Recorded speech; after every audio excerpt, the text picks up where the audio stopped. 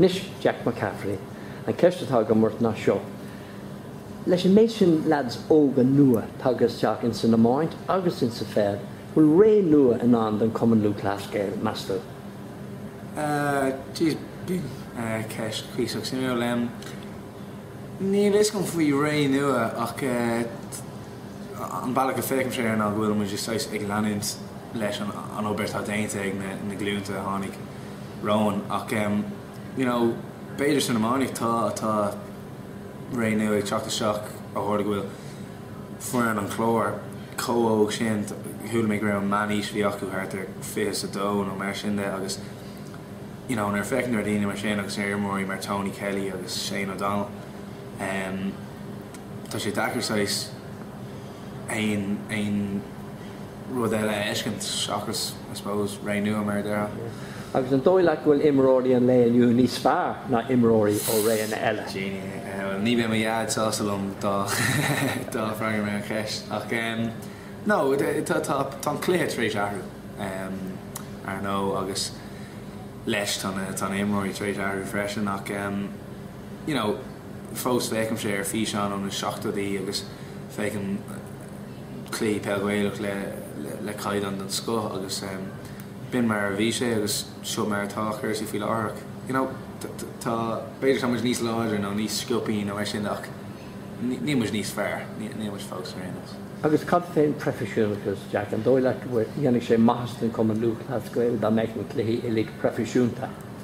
Ceiste chun spódach leir.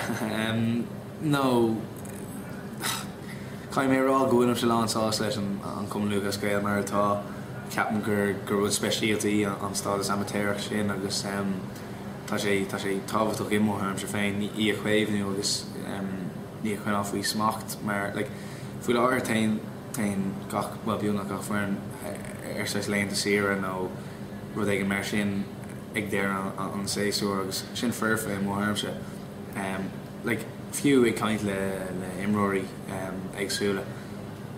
Níl mór an daine ag géirí an ceangail sin atá aghain leis na glúnta a tháinig rán a brise agus tá an cuid is mó a daine lánsáasta an clé immert ar son an próst agus ar son an condé seachas ar son airt. Just ceiste bháin eile cad fé burnout, bhfuil le héad a rud an. Cad fé burnout, níl is go fós níach ní líonna déagdíos agus tásúla nach go burnout an.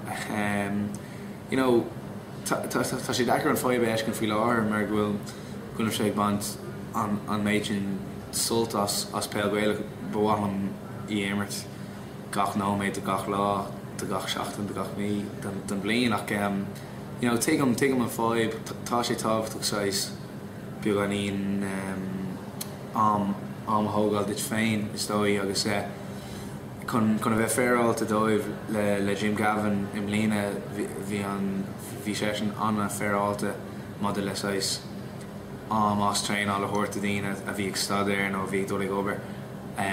So tá sais rud an smín ar an burnout issue is dóí tá sé sin faoi smacht ag banastóirí agsúla is i mo thuirm sa féin agus súlagum nach béon fáibh agam se leis an éiles. Agus an ceist dearnach go fád a méid sam a raise maiile lí an blion se thugainn. Tuair mé freigar dit again gá bhí sa stéig. Níl is go. Gur míle go Jack McCaffery.